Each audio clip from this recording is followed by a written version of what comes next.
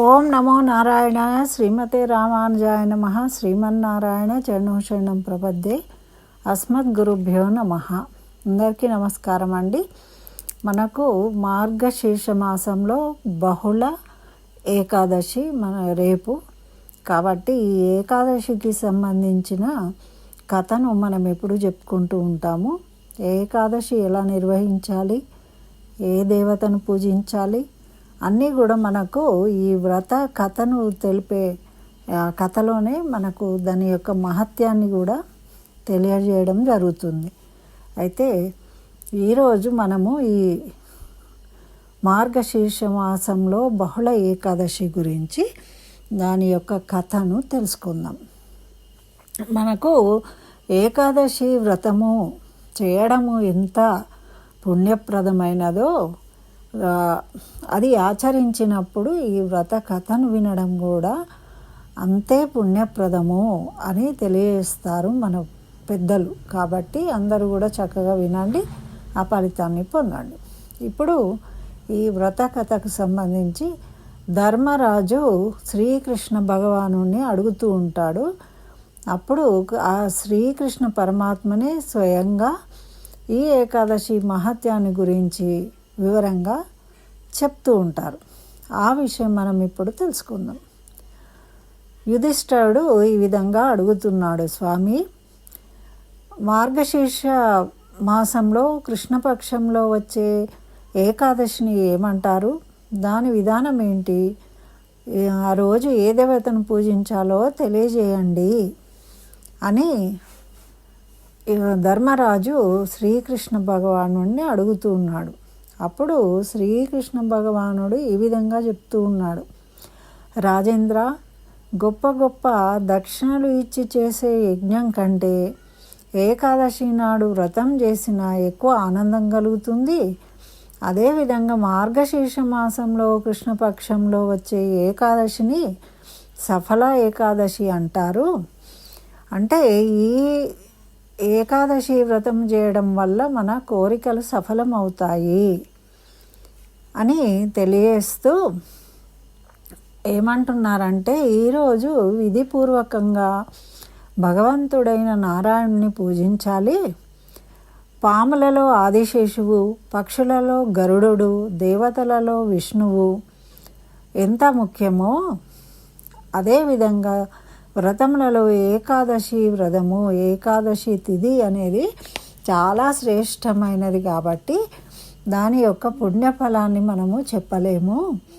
ఓ రాజా, సఫల ఏకాదశి నాడు మంత్రోచ్చారణ చేస్తూ కొబ్బరి నీళ్ళు, దబ్బ పండ్లు, దానిమ్మ పండ్లు, రాచ ఉసిరి, రేగు పండ్లు మొదలైనవి ఆ పరమాత్ముడికి అర్పించడము, వక్కలు, లవంగాలు వంటి సుగంధ ద్రవ్యములను సమర్పించడము అనేది చాలా పుణ్యప్రదము, విశేష ఫలితాన్ని ఇస్తుంది. అదేవిధంగా సఫల ఏకాదశి రోజు ధూప దీపాలతో శ్రీహరిని పూజించాలి. అదేవిధంగా చక్కగా నైవేద్యములను విశేష రూపములైన నైవేద్యాలను మనము సమర్పించినట్టయితే, చాలా విధిపూర్వకంగా చేసినట్టయితే మన కోరికలన్నీ సఫలమవుతాయి. మరి రాత్రి అందు వైష్ణవులతో కూడి జాగరణ చేయాలి. జాగారం చేయడానికి వేల కొలది సంవత్సరాలు తపస్సు చేసిన వారికి కూడా లభించినటువంటి ఫలితం లభిస్తుంది, పుణ్యము లభిస్తుంది. మరి దీనికి సంబంధించిన చక్కటి మహాత్యం. ఓ నృపశ్రేష్ఠుడా, సఫల ఏకాదశి యొక్క శుభప్రదమైన కథను చెప్తాను విను. చెంపావతి అని పేరు గల ప్రసిద్ధమైన నగరం ఉంది.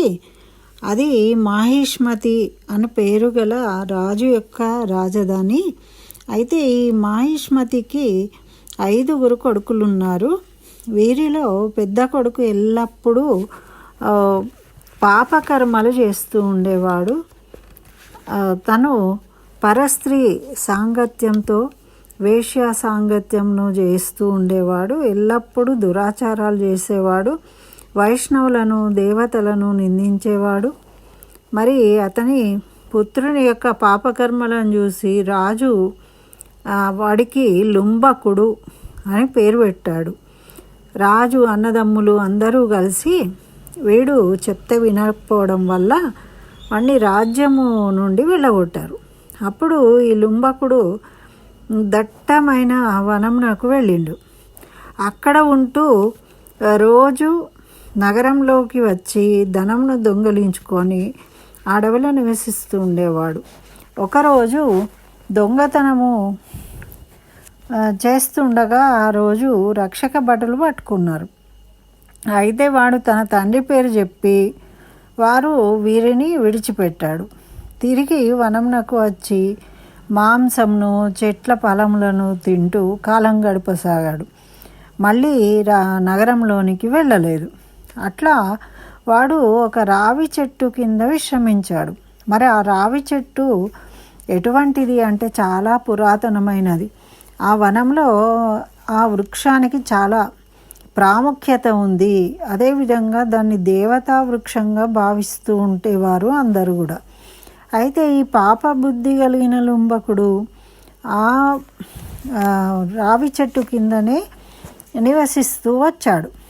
ఒకరోజు తన పుణ్యఫల ప్రభావం వలన ఏకాదశి వ్రతం చేసిండు.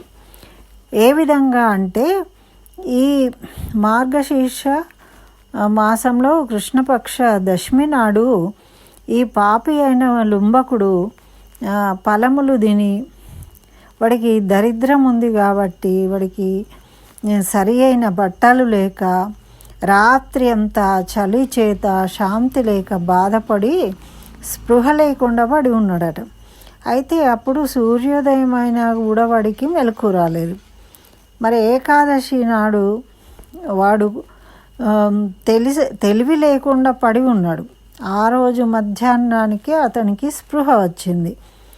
అటు ఇటు దృష్టి సారించి మెల్లగా లేచి వనంలోకి వెళ్ళి ఎక్కడో దొరికిన పళ్ళములు తీసుకొని వచ్చి తను విశ్రామం తీసుకొని ఆ రావి చెట్టు కిందికి వచ్చి వాడి ఇల్లు వలె వాడు ఆ పండ్లను ఆ స్థలం దగ్గర ఉంచి సూర్యాస్తమయం అయినప్పుడు ఆ లుంబకుడు ఆ ఫలాలను రావి చెట్టు ముందర ఉంచి ఫలములతో లక్ష్మీపతి ఈ ఫలములతో సంతోషపడుగాక అని ప్రార్థించాడట.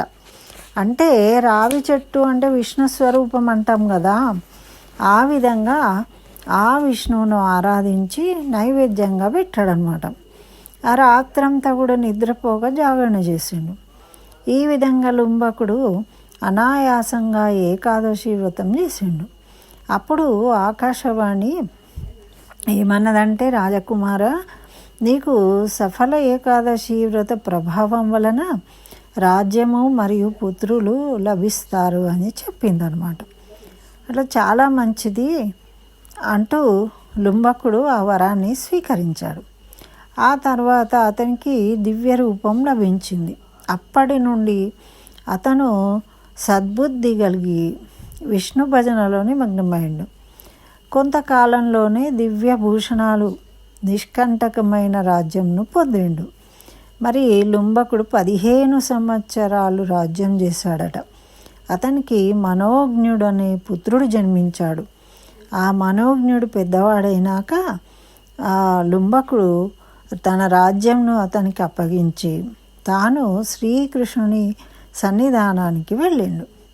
అయితే ధర్మరాజా, ఈ విధంగా ఎవరు సఫల ఏకాదశి వ్రతం చేస్తారో వారు ఈ లోకంలో సుఖశాంతులతో ఉండుటేగాక మోక్షమును పొందుదురు, వారి జన్మ ధన్యమగును. మహారాజు, ఎవరు ఈ వ్రత కథను వింటారో వారికి రాజసూయ యాగం చేసిన ఫలం లభిస్తుంది అని శ్రీకృష్ణుడు ధర్మరాజుకు సఫల ఏకాదశి కథను వివరించాడు.